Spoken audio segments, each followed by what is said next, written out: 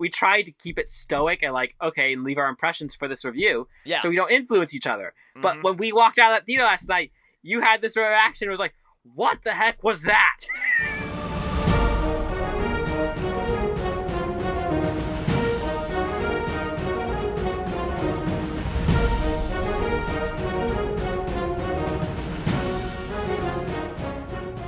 Hello, ladies and gentlemen. Welcome back to another episode of A Lost Plot, the podcast by storytellers, for storytellers, and movie fanatics alike, so that we can tell better stories ourselves.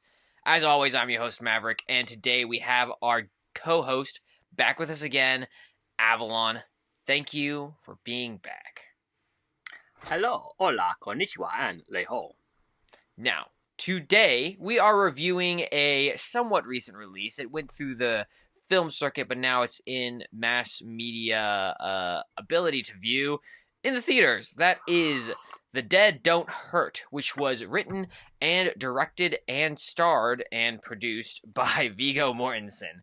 It stars Viggo as the main character, Holger Olsen, Vicky Krieps as Vivian Licodi, Sally McLeod as Weston Jeffries, and the list goes on. Not very long, but it goes on. Anyways, we are here to talk about the movie, so that's what we're going to do. Avalon, what is The Dead Don't Hurt about? Okay, so The Dead Don't Hurt is I guess it's set in like the late 1800s, kind of. It's supposed to be the Western era, more or less. It's like, I guess it's right around the Civil War, so whenever that is. So during the Civil War, like just around there, two people meet, Holger Olsen and Vivian Cloudy. I'm not sure how to pronounce that. They meet and they kind of decide to journey together, and they start homesteading, I guess, in the middle of the wilderness. And then he gets called away to the Civil War, and then she has to hold her own during some difficult years. So, Yep. Also,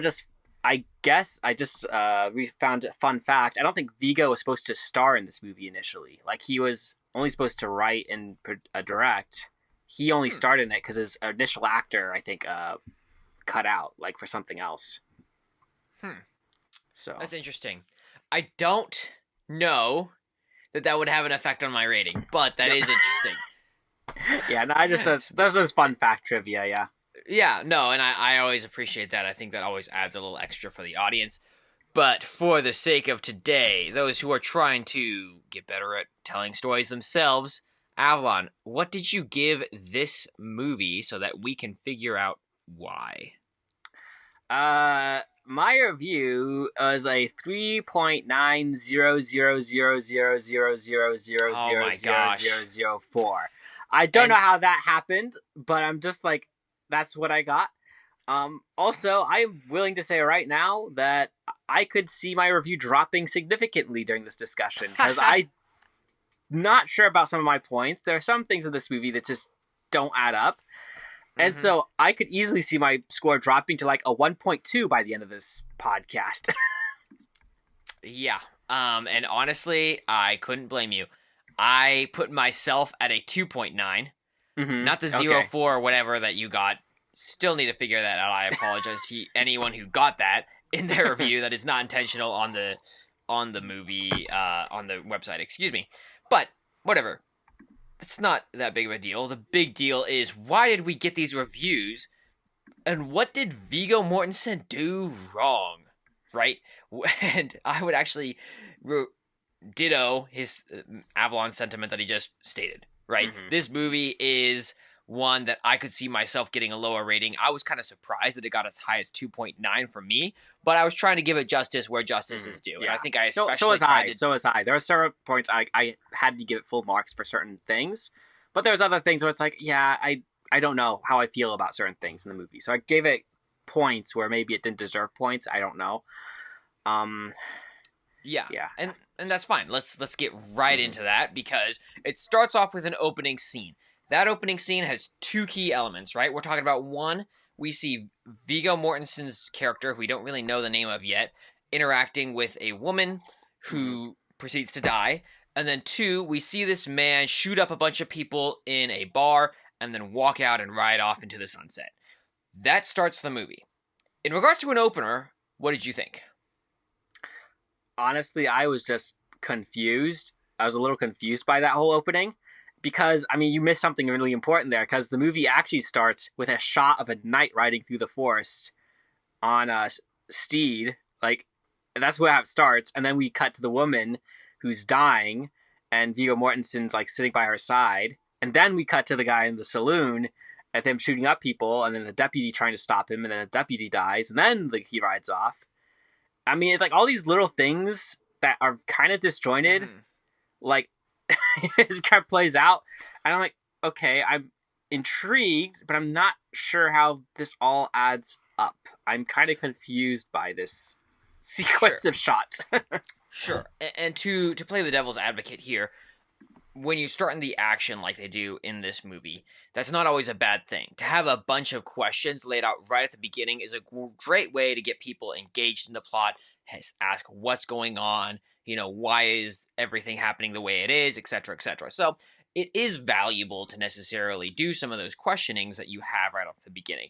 The important point is that you need to answer those questions in a satisfying way. Now, I'm going to compare this to a different opener. Granted, this is one of, in my opinion, the best openers I've seen in a movie in regards to catching your attention, making you want to keep watching. And that is in Mission Impossible number 3. Okay? Now, Mission Impossible 3 has a scene that I will always remember specifically because of how quickly it gets you engaged in it. And it has these two people tied up. A guy's got a gun to the girl's head, and he's asking where this thing is called the rabbit's foot, right? And he starts counting down. Our protagonist is saying, wait, just give me a second, let me figure it out. And trying to get out of it, he can't, and then the guy counts down to 10, and you hear a gunshot. Then it starts the movie, right? In regards to an opener, that was excellent because it adds a bunch of things. 1, there's a time crunch already, right in the beginning of the movie. 2, you have questions. Who are these people? Who's the girl? Who's the guy? Well, if you've watched the movies, you kind of know who the guy is, Ethan Hunt. But, why is he in this situation? 2, 3, who's the bad guy? Why is he there?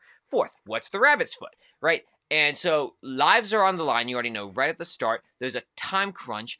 The main character's at stake. Someone else's life is at stake. Multiple questions, super amazing scenario, right? And it creates this situation of right at the beginning, bam, you're in the action, you want to know what's going to happen.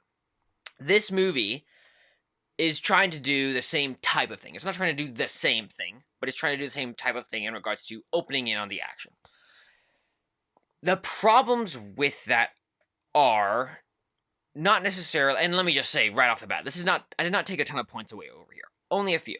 Because I do think that the Western Saloon fight does create some of that suspense I just outlined from Mission Impossible 3. You have that same type of scenario going on for the saloon fight, where you go, okay, who's this bad guy? Why is he killing people? Why is he walking out of the saloon riding off into the sunset? What does this mean for the town? Right? And so it creates some degree of that in a way that you want to keep watching. First off, the night thing I completely forgot about, so thank you for bringing that up. That's also adds maybe some of that if you really want to delve into that. But the death of the wife, I thought, 1, was very slow. They take a very long, slow, panned out effort to show her death. And 2, you really get the sense of finality in those opening scenes, because he closes her eyes, and then he buries her. And it's a long, drawn-out scene like this is the end. But you're not really given the hint that, something is to come of this. Versus in the Western side, you always get a hint of, there's something to come. In Mission Impossible 3, there's something to come. Whereas this almost feels like the end of the movie at the beginning, which, spoiler alert, if you haven't watched this movie, 1, probably, to be honest, don't. But 2, it is the end of the movie. So it's like... Well, sort of. Well, mostly. I mean, it's almost the end of the movie. It's like you're at 95% out of 100% of the movie. Well, I would say it's like 66, 70%. But yeah, you're close to the end. But okay, yeah. Sure. I mean, because the problem with this movie... Another problem with this movie is non-linear, which isn't a bad thing, but there are times it's like very confusing when they jump around, where it's like, when is this taking place in the movie, the timeline of things? Because I keep jumping back to after her death, to before her death, like, and like there's kind of like these 2 or 3 different timeline, like different events going on concurrently in different time periods, and it's like there's times like you're in the middle of the movie and you're having to like think like, okay, like for me, I was taken out of the movie a few times, like, wait, where are we? What time is this in the, like, relation to the other events? Like, I had to think and stop, and like I was not caught in the flow of the story. I was pulled out of it just to try to figure out where I was. Yeah, so. That's true at the beginning. I would agree with that. Yes. Mm-hmm. I would say they do pretty good at consistently portraying at least Holger, who's the main character's arc, as being different purely by his looks, just because in the one case he has the mustache and the other he has the big full-grown beard. But that's the only dead giveaway situation I can think of, and then of course the kid being in the picture. But anyways, I do think that you are hitting on a key point that I'm going to at least want to bring up later, but don't want to dwell too much on the main opening scene. But it will come back up. Anyways, let's talk about the main character. This character, Holger Olsen, which I honestly didn't even know that Holger was his first name or his last name until looking up the title. Well, I knew his name was Olsen, but I couldn't remember his first name. Like, I remember hearing them saying... Yeah. No, I knew it was both of those, but I didn't know which one was which. Which was the first, which was the last. Didn't know until I looked it up. So, there you go. Anyways, was he compellingly flawed? What did you think of Holger Olsen in regards to being a compelling character? Okay, so there's another problem with this movie when I was thinking about this and writing my review. Who is actually the main character in this movie?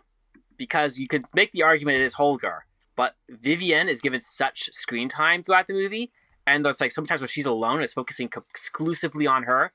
I was almost like, wait, is she the main character of this movie, or is he the main character? Furthermore, when I was like doing a little bit of like for my notes, when I was looking things up, a lot of sites are listing Vivienne as the main character for this movie, which only further confused me as like, wait, who is actually the primary character in this story? And because of that, like, it just depends on who's the main character, I feel like. That affects my score here, because like if it is Olsen, I think he is very well portrayed. I would give him a perfect score, but I would say he's very well portrayed. Because he struggles with what he thinks is the right course of action, and he struggles with his own desires, and makes mistakes. So like as far as a character goes, he is flawed and he is fairly compelling. So like, okay, but if it's Vivienne, I have to drop some points because, she's not a terrible character. She isn't bad, but I felt like there's, like, it was hard to tell like if she was struggling with anything. Like, she's just going along with the flow of things and kind of reacting to things as they come. And I don't know. Like, there's a part of me that's like, she doesn't really take a whole lot of initiative except in the scene when she gets a job, I guess. And, I guess, well, later on, she does take some initiative. And, like, she does make some decisions. I don't know if she's compellingly flawed, though, I guess. Maybe that's the thing. It's like, it's hard to pinpoint a big flaw on her character, maybe. So sure. Let me say this. One, it is interesting to think about her as the main character, right? For the sake of, I believe that the main character being so the main character and the side characters both have equal points in the rating scale, right? So if I were to switch those, it wouldn't make a difference. So for our purposes, it won't actually change my rating if I flip those two. And there is not much to say about the other side characters because they don't play a huge role. So most of the supporting cast is pretty much Holger and Vivienne being the main and side characters in this story. So you do have other characters, but it's just they play such minor roles that you can't really develop them too much. Now, with that being said, the side characters, I wouldn't say they're cardboard cutouts. Like, oh, they're only just saying the lines they have to. Some of them have gives a little bit of subtlety to their actions, where it's like, okay, like, you could explore this character more, and maybe there is more to them, but you don't. It's just like, oh, they're there. Right. They pass for being human, more or less, is what happens. Right, yeah. Alan Kendall, the owner of the bar, passes for being a gruff bar owner, but he has some care for the people of the town. The piano player, who I do not recall the name of, has a similar sentiment. So I didn't feel like there was much of an issue in regards to the side characters. So I'm mostly focused on Vivian and Holger. So yeah, it might be fair to just compare both of them at this time, but what were your thoughts on each of them? I don't know if you wanted to delve more into Vivian, since you seem to think she's the main character. Well, I'm not sure if she is. That's the thing. I'm not sure what she is, if she is or not. It just depends on who is supposed to be the primary character. Because an argument could be said she is, but an argument could be said it's Holger as well. It's it's unclear who's the person we should be following. And I guess there is kind of two storylines going on. In one case, you're following her, and the other case, you're following Holger. So I guess there's that too. So sure, yeah, and so I think, and maybe this is there's a lot of problems with this movie, obviously, based on the rating I gave it.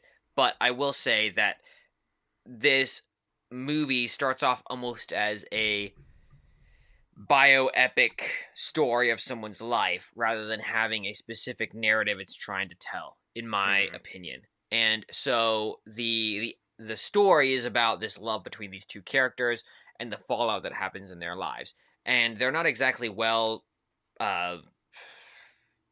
strongly communicative individuals. They're introverted, all of this stuff. And that leads to, I think, a lot of problems in this story. So you have a world in the cinema industry, right, that we see today, where people are seeing movies with very emotional characters, right? People just speak their mind, they speak out against their leaders in their face, etc., etc.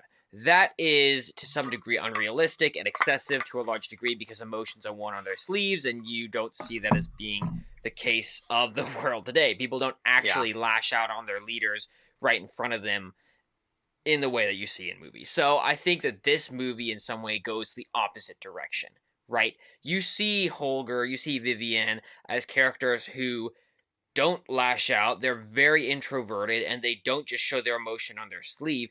Even when pushed very hard, they are very careful to show their feelings. But there becomes a problem when you, as the audience, don't know anything about what the main characters are thinking. So whether you have Vivian or you have Holger, the problem is still the same. You have characters who you can't really know who they are, why they're invested in this story, why they care, because they never really show that.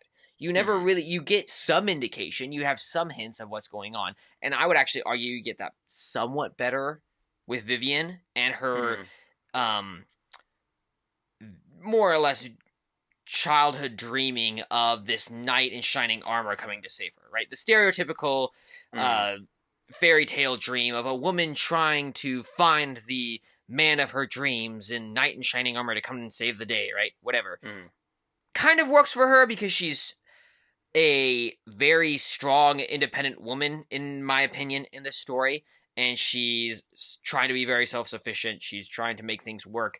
And the fact that she has this desire for this knight in shining armor kind of contrasts how she acts with what she desires. So it's okay. It's not amazing, but it's okay. But you get at least some impression of her desires and her interest in the story by having those flashback dreams of hers about this knight in shining armor. You don't even get that with Holger, right? All you get is this guy who says, I think it's the right thing to do to go fight in this war, leaves, comes back, has this disaster that we'll get into in a bit with Vivian, and he kind of just stumbles through what to do in the next situations until the end of the movie. Pretty much. Well, I mean, there is some character development given to him, because he mentions, like, knowing Danish and, like, coming, like, almost like he's been to, the country, I forget, but, he also mentions his first wife, who, like, died when, left when he went to another war, which I'm guessing is the Revolutionary War, or, whatever probably like the War of 1812 or something like that. Yeah, probably that's probably what it is. It was the War of 1812. They don't explicitly say in the movie, by the way, but it's indicated some other war he was involved in. Yeah. So, I mean, so there's some character development, but you're right, it's not a whole lot. So, right, and So you'll get hints of their past lives, like obviously Vivian had a family and all of them died. Holger had some sort of past relationship. You know, he travels a lot. You know, a couple little tidbits about him. But even with that, you don't really know why he travels. What is his passion for traveling? Is there a passion for traveling? Is that really why he's leaving to fight in the war? He says it's the right thing to do, and then that even comes into question later. So, you know, and this goes back to what we're going to come up with next is motive. So you don't really get motive for either of these characters, and that's another problem. And you have this all goes back to too much swinging on the other side, right? Instead of showing too much emotion like most of the industry does today, it showed almost no motive, no emotion, no why do people care this character is going through this situation? What are they fighting for? And it's not clear. And they go through some serious stuff in this movie, right? Which we will get into. But you don't have a reason for them to continue on. Yeah. Well, and no reason for them to root for. Or no reason to root for them. Yeah. And it's not clear what the, like, overarching conflict or overarching, like, ideas we're supposed to be rooting for in this story to begin with. Because we're showing so much, and it all jumps all over the place, that we're like, there's so many different ideas and like sub-conflicts that are like mentioned or even hinted at, but then they never explore those concepts, or sometimes they just, nothing comes of it. Right, exactly. And let's actually just touch on that, and then we'll touch on the villain as well, so we'll backtrack a bit, but because you brought it up, I do think that the themes is a problem in this movie, just because you don't see... I mean, if you were to try to take a shot at a theme in this story, what would you say it would be? Maybe something about, I don't know. I kind of want to say like something like forgiveness, or maybe, putting others first. Maybe, I don't know, because it's just like, I mean, because the strongest moments in the movie, I feel like, are like when, Olsen realizes he made a mistake by going on the Civil War, and that because he wasn't there, terrible things happened to Vivian. And like, what does he have to show for his war? Like, very little to show. Like, people like terrible things happened while he was gone, and he realizes that, and he throws the like award away in the river. So it's like some of the he realizes he made a mistake, and so. And then he attempts from then on to like stay by Vivian and support the family. So, like, I would say that would be the strongest like idea of themes and like message in the movie, is like that whole sequence. But even then, that's like just one part of this whole movie. So, and I can't find like another scene that would necessarily affirm that. Yeah, I mean, I think there's at least some attempt you could even say about the idea of family or justice or something like that, but it's honestly not super effective at demonstrating that, because like you said, there's this idea, he says, oh, it's the right thing to do, but then he comes back and regrets his decision and throws it away. And even when he confronts Weston later in the movie, he says he's not chasing Weston when they have that showdown. So it's not about justice then, and so it's not even really about family to a certain degree there. Maybe it is, maybe it's not, I don't know. But the point is there's no cohesion or clarity on that, because the movie is kind of everywhere. And so, yeah, it's a mess, and it causes problems for the themes, for a direction for the audience to look for, and it's not good. It's amateur hour, really. So, anyways, what are your thoughts on the villain? You have this character, Western Jeffries. Do you think that he's a compelling villain? What are your thoughts on him? I wasn't completely sure where to place him on the scale. Because he does have some strong points going for him. Okay. But, like, for example, he is a capable villain where he is able to hurt people. He has the power behind him. Like, he is like the son of the rancher. What's his the one, Jeffries or whatever, and he's like, Alfred. He has a lot of he has a lot of leeway, and his dad is friends with the mayor, and like they're clearly bailing him out all the time to get him out of, keep him alive, to keep him out of trouble. But he's like still like giving in to doing whatever he wants, and no one's there to really stop him. So in a way, it's like he has the ability, and clearly he hurts people quite explicitly, and like people are afraid of him. So it's like on a certain level, well, he is kind of a capable villain. Like Right. You have to take that. You can't deny that. Right. The only thing that I had a little bit of trouble with when calculating his character is like motive, because he's all over the place, just doing whatever he wants.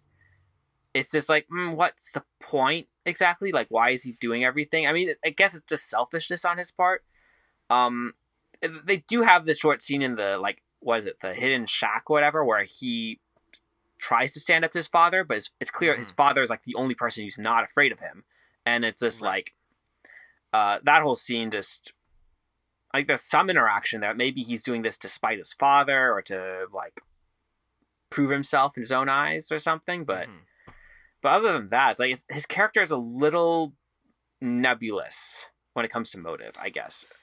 Yeah, I mean, his motive is very simplistic, and so I applaud the desire to give him deeper motive than what he has in the movie, but at the end of the day, he's a spoiled brat, right? And he's there to get his emotional desire of the moment, whether that's going back into town or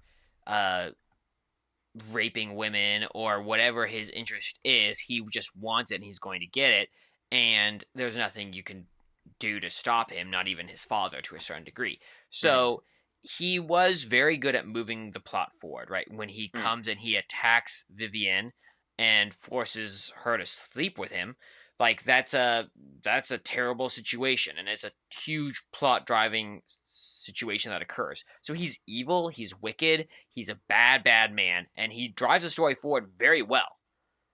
But at the end of the day, he still is kind of stock. And that's saying something, because his father and the mayor, I think, are even more stock than he is as regards to bad guys. So he wasn't the worst villain. I didn't hate him. He had some things that he did well despite being a stock villain, but he's still a stock villain. Talking in terms of the story, he within the context of the story world and everything, yes, he was a good enough villain to drive the story forward, to affect events, to have like to be noticed. Like, okay, clearly this is someone we shouldn't just ignore. But you're right. As far as like in comparing to other stories and other villains, yeah, he is very much stock. There's nothing about him that's hugely memorable. Right. Yeah. So, in regards to heightening the tension of this story, does the movie consistently put the hero from a bad situation to a worse situation as the story progresses? And do you have a situation of world-shattering loss? Well, as far as tension, no. I mean, I was bored several times in the movie, like waiting for things to happen, because it just drags the scenes out. And plus, as it's cutting back and forth, you're like trying to figure out what's going on, and it's like, okay, when is the next important thing going to happen? And why are we getting these random like interactions in the bar, in the shack? And it's like you're not completely sure where all these things are leading to, and some of them even, I would argue, some of the scenes even have no point in the end of the story. I was like, why was that scene even in there? Like that had no bearing in the end on the plot. Like there's certain scenes like that. They're just like, so as far as tension, I feel like this movie suffers for a lack of tension. Like there's only a few scenes where like you could arguably say there is some tension. Like, for example, the scenes leading up to Vivienne being raped. Like there is some tension there because you could kind of see the telltale signs of where this is going. And so like in those scenes, there was a little bit of tension there, and that what you do pay a little bit more attention there, but it wasn't. But it was very subtle. Like it was very like slowly building up to that. And I guess at the very end of the movie, the whole fight between Olsen and Weston, there is tension there too. But sure. So yeah, but like those are the only two scenes I would say have some tension. So yeah, I mean, I don't think that the other situations in the story don't necessarily cause tension, right? It's not like you need to have a big fight scene, and we've talked about this before on the podcast, but just for the audience's sake, reiterating the idea that you don't need a gun show to create tension for the audience. But what you do need is you need to have a meaningful, impactful situation going on. So Vivienne's conflict with Weston leading up to her being raped is a great example of that. And there are other situations with that too, where there continues to be conflict between her and Weston, with her and Holger when he comes back. like these tension situations do exist. I don't know, and I would even argue to a certain degree they do continue to get worse as the story progresses. What I would say is that in regards to heightening tension, it's like an emotional roller coaster, right? You go up and you go down, you go up and you go down, and things get worse, and then they seem to be leveling out, and then they get worse, and then they level out, right? And you're creating an emotional roller coaster. The problem is when you have those rest periods, right? If they're too long, you release the tension that you've built up. And there is a lot of slow scenes in this movie. Like really slow scenes where you will see it look at Vivian, then look at Weston, then look at Vivian, then look at Weston. And they're saying nothing, but they're just looking at each other. And it's trying to convey this emotion that Vivian is mad, but she can't say anything and blah, blah, blah, right? And it creates some tension, but you have that type of thing happening throughout the entire movie, which is a problem because that means that over time, whatever tension you've built up gets dissipated as you start to think, oh, everything's okay right now. She finally has time with her child and can love her child. She and Holger are finally starting to make amends and blah, blah, blah, right? So you have to be aware of that, right? Mm-hmm. You have to be aware of the emotional roller coaster bringing people on, and if people start to get bored, you're done. Mm-hmm. And I think that means that any progress that, because if you look at it on paper, right, if you look at the physical situations of what occurs, it does get worse, right?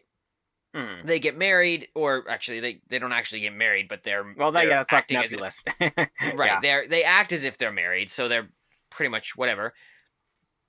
And then he leaves, and then she gets this job at the bar, but this guy's leering at her, and then he starts to advance toward her, and she pushes him away, and then she gets raped, and then she has a child, and there's questions about where the child came from, and some ostracism in the town is hinted at, and then Holger comes back, and he's angry. Their relationship's in tension as he realizes there's this child that isn't his, and then situation continues to develop as he realizes she's sick. So if you look at it, it consistently is on paper getting worse, right? Yeah. But if you actually see the movie play out, you don't get that constant, oh no, what's going to happen? What's going to happen? Because they have such long pauses in the middle, right? Yeah. Anyways. Yeah, the story, it's like too many slow periods that just destroy whatever you're trying to build up to. And it's just like, I don't know, like what the intention was with these slow scenes, but it was too much. So. Yeah, you can say that again. So, and as far as world-shattering loss, I mean, I guess you could say there is some when you for example, like for Holger, when he comes back and realizes what's happened, you could say that's a world-shattering loss, where he realizes, oh, like this happened because I wasn't here, and like it's almost like that realization that he's partly at fault for the situation. Sure. So, you could argue that's a scene of world-shattering loss if he's the main character. And obviously with and that's Vivian, key. Yeah, and I guess with Vivian, like the scene where she gets raped, that would be a scene of world-shattering loss for her. But again, that's just who's the main character in that case. But yeah, those are the only two major scenes of world-shattering loss I could think of, like as far as for each character. To a degree, I agree with you.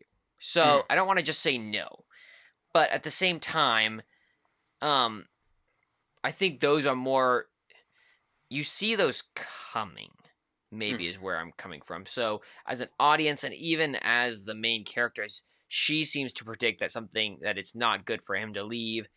He has some conflict, but he's kind of, I just have to discount Holger in this one. But maybe you could say, yeah, when he comes back and sees a child and realizes how much he's lost, you could say, yeah, there is some loss there. The problem is that you already know where everything's going. So from an audience perspective, you have seen from the start of the movie what's going to occur. You know that she's going to die. You know that she had a kid. You know that he's going to have to come to terms with this, right? And so as much as this is supposed to be world-shattering loss for you as the audience, there's no emotional payoff because you're an hour and a half in, and he comes to this revelation, and you've been sitting on this revelation for an hour and a half. Okay, that's fair. Yeah. And so I think that's where it's like, in regards to, and this is in regards to the opening scene, right? So the opening scene, love it, hate it, it's there, right? It puts you in at the action at the very beginning. Okay. This scene of world-shattering loss would actually be impactful if you didn't know she had a kid at the beginning of the movie, and you didn't know she was going to die at the beginning of the movie, right? If you didn't know those things, you might actually care when those things happen. So this is where a situation is, okay, you wanted to start us in the middle of the action, but now you actually cheated yourself from giving emotional payoff to the audience, because there is no surprise, there is no continuing loss, because this is something that they've become comfortable with, frankly. So, anyways, I didn't put anything here because I didn't think that anything was meaningfully contributed in regards to pain for the main character that the audience then feels. Anyways, let's talk about revelations and transformation. I'm just going to bundle those up together right now. Did you think there was any big revelations in this movie? Did it have a surprise ending? Let's just start with that. Okay, yeah, I didn't. Nope. I didn't think so either. I think, especially if you want to talk about Weston just briefly, I think it's supposed to be some sort of big climactic fight. Except for that, you get the impression that they cheat themselves out of any emotional significance to that part, because Holger says to Weston, when Weston's holding the gun, pointing it at Holger and the kid, Holger says to him, "I'm not here for you. I'm not hunting you. I'm trying to leave." And so anything that he had looked at earlier, oh, I'm going to take revenge on my wife being abused by this man, or any of these other things, has gone out the window at this point. He doesn't care. He's just trying to get out of Dodge. And he's, so this whole fight scene is kind of like maybe tying up a loose end, but it's not clear what loose end it's tying up and why it's significant in the story. Once again, because we don't have motive for the main characters, right? We don't know why they're there. We don't know why they're fighting. We don't even know at that point why they're leaving. Why is he going to the beach in California? Sure, the beach is nice. I love the beach. But it doesn't mean anything just to go to the beach and show your kid it. Like, hey, check this out, I don't know. I think the intention with that whole scene was because, like, the whole scene at the beginning of the movie where, like, he meets her by the ocean in San Francisco, by the bay. So, like, I think the whole idea is that he's taking her son to the ocean, like, similar to where he met his, the boy's mother. So okay, so I think that was the intention, but you're right, it's very nebulous. Like, you're spending all this time, like, traveling, and you're not sure why and where they're going. It isn't until he goes to the ocean. Even when you get to the ocean, you're like, well, okay, we're here. Why? Yeah. It's a somewhat meaningless ending, to be perfectly honest, and that's kind of jumping a bit ahead. But and then you also have the Native American girl who gives him a fish. Why? We don't know. We don't even care because you never see it again. But it's like, there's a lot of these things that show up, and it's supposed to have meaning, right? It's supposed to have some significance. And even the knighthood thing, right? It's supposed to have meaning. It's supposed to have significance. It even has some, I would argue, the knight impressions that Vivian is having throughout the story. But at the end, when it's continuing to happen and she's dead, you're starting to go, what is going on? I'm sure this is supposed to have significance to the story. Okay, now we see the kid in the knight costume instead of Holger in her vision, which she's dead. So how is she having this vision, or who's having this vision? It's not clear. But not clear what it means. Not clear what they're doing. Not clear what Viggo is trying to portray to us, or why this exists. And maybe I can try to read excuse into to flash his sword. Maybe. The sword he got from Peter Jackson. I will say, the one thing that they did well, that they was just very subtle, was the duck feathers was the only thing that I saw in this movie that I thought was very cleverly put throughout the movie. And this is why, right? You see that she's a good shot with the duck feathers. Then they continually take the duck feathers and they put them in the letters that they write to each other, right? Mm-hmm. At the end of the movie, when Viggo shoots at Weston as he's riding away around the rock, you see that he has duck feathers in his cap, indicating that he is the prey to be hunted in this scenario. So I thought that was very subtle. I appreciated that little nuance, right? A good storyteller is going to have that. But that's literally the only time in this story that I see anything that actually was respectable in regards to themes or symbolism or anything like that in this story. There was nothing else that I thought actually added value in any type of way, and it's really was disappointing. Oh, I didn't even see that. I didn't even notice that. Trying to give credit where credit's due, there was that small bit. But, in regards to transformation, did you think the hero changed as a person? Is there a message in the story? Yeah. Well, the only thing I'll say, to give it points where it's due, maybe, because Olsen's character is somewhat of a wanderer, kind of like non-committal in some ways, I guess. Right. Kind of at the beginning, not super much. At the end of the movie, he's committing, like, he still has the boy with him, like Vincent, I think. Like, he's taking care of the boy, and he's like, he's not like abandoning the kid or anything like that. So, like, clearly he's changed a little bit over the course of this movie to care more about others around him and not just put what he thinks is, like, what he wants or what he thinks is right over others. So, right. But, I mean, that's the only character change I could really point to and say, okay, there is something there. But, yeah. Yeah, and I was trying to think of that, too. The only reason I can't really even give them points on that, and it's funny, because if you look at my notes, I have almost like an argument with myself in this part of the analysis. Yeah, where I'm like, okay, let's give him points here. But, I mean, at the end of the day, I feel like I'm really stretching to give him points on this. Because I have no idea what he's thinking. I have no idea what his motives are, like, even why. It's not even clear that is any different from who he is at the beginning. Because he says, no, you're right. It's the right thing to do to save the slaves in the Union, right? Or in the United States. That's why he joins the Union. So to then go and say, oh, he's saving this kid, I mean, it is noble of him, but is that any different from the character he is at the beginning of the story? I just don't know, because I literally don't know what he's thinking. Once again, what his motives are. What is going on with this introvert? I have no idea. And he does well with the stoic Aragorn thing in Lord of the Rings because he has dialogue given to him that explains things like, I would not go within 100 leagues of your city, right? And that explains that, okay, he has some reservations to be the King of Gondor and the motive that goes on there. Well done by Peter Jackson, in my opinion. If you want to see the review on that, check that out. We did that earlier, and it was a fiery conversation, let me tell you. But in regards to this story, Viggo just doesn't have that type of dialogue, so you can know what the motive is of the main character. So, can't give it to him myself. If you do, I respect it, but I respectfully disagree. Okay. Anyways, I didn't know if you want to talk about themes or the setting. I mean, the setting, it's hard to take away points from setting unless they do a really bad job.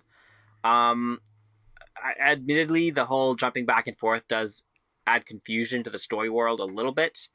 But yeah, I don't like. I kind of give it half points for story believability. Or I was like, okay, it was okay, but it wasn't like amazing, or like it was hard to follow at certain points, so I couldn't give it full points. Sure. Yeah, I mean, I gave it most points on setting just because I relegated that strictly to the believability of the world, and it was following it. Yes or no, I think that should be punishing it in regards to heightening the tension and the characters and all the other points, but in regards to, is this a world that does, has hyperspace hopping when hyperspace hopping is clearly spelled out as impossible earlier in the Star Wars universe? That's not a rules violation in this story, right? It doesn't have anything like that. going on. So it was fine. It was a classic Western, right? And it followed the classic Western rules, in my opinion. That's the point where it got points. And there was no message because there was no themes to begin with. If you don't have themes to begin with, you can't have a message that stems from those themes to then tell your audience this is what is meaningful, right? Yeah, I'm still trying to figure out what happened, what the point was. Exactly. No, that literally is. I mean, you have the ending. What is the ending? Like, what did it leave you satisfied? Did it not? What did you think of the ending? No, it didn't leave me satisfied. Like, I'm just, like, still, like, I mean, my sentiments are the same as yours when we walked out of that theater together. We normally, when we watch a movie together, we try to hide our emotions, like, try not to give each other, like, okay, like, try to say, like, we try to keep it stoic and, like, okay, and leave our impressions for this review so we don't influence each other. But when we walked out of that theater last night, you had this reaction. It was like, what the heck was that? And it just was like, I practically echoed that in my own head. It was like, what was that? I don't know. Yeah. It was, honestly, The Dead Don't Hurt was sad. It was amateur hour at the box office where somebody had way too much money to spend on a movie. I like Viggo, right? I loved him in Lord of the Rings, but honestly, he needs to hang his hat in regards to writing scripts and relegate his role to just acting. I'm sorry. Either that or he needs to get way better at writing stories, because that's the problem with this story. It was dog water, and frankly, I can't condone it to anybody. I really can't. Yeah. And that's all I have to say. Would you change your review of this movie? That's a good question. Honestly, when I was going through this with you, I did notice that when I wrote out my rating, one of the points I gave points to when I explicitly meant not to. So it actually is closer to a 2.5 than the almost 3 that it had before. And I'm going to leave it right at there, but I don't know what your thoughts were on this movie. No, I would say you successfully convinced me that some of my points were way too high. So darn it! So I somehow dropped it into the negative 1 point something. The lowest score on this rating podcast so far. It probably is more like 1.2, 1 point. I don't know. It's probably down there. I did there are several times marking. I'm just mentally thinking, mark this down, bring this down. I was just looking down through my points. Yeah. So nice, because you gave me some fair points to think about. Yeah, and it's unfortunate because I like Viggo a lot as an actor. He does great roles as an actor. But it was an example to me that he can't write, or he needs a lot of help writing, which is fine. Like, if he wants to improve that, please do. I would love to see him improve and create great stories in the future, because we do need great storytellers in Hollywood. But this was not a great example. Well, no, I don't think anyone out there is going to have perfect skills in every single category, especially in filmmaking. So I think it's actually good. And you have someone like Viggo Mortenson, they can do good acting. Clearly, they can. They just can't write, but that's fine. They just need to find someone who can write and then pair them together, and so they can create something awesome. Like when we get Lord of the Rings or something like that. We can get some great work. We just need the right people to come together with the right skill sets. So, right, exactly. And clearly, I believe that anyone can become a better storyteller. That's why this podcast exists, right? So I don't think that it's all is lost for Viggo in regards to this space. I do think that, but yeah, I do definitely think that, and you don't need a perfect score from me either, right? Anything above a 6.8, a 7, you are flying, dude. You have great storytelling skills, and you can really rock the film industry with some great content. But a 3, a 2.5, a 1.2, whichever rating you give it, is a problem, because that's not going to make it last in Hollywood or frankly in the cinemas at large. So that's what we got, and that was disappointing. So hopefully you weren't disappointed by this review, because that's all I got for today, and we're going to just run it back with a new one next week. We will see each of you back then.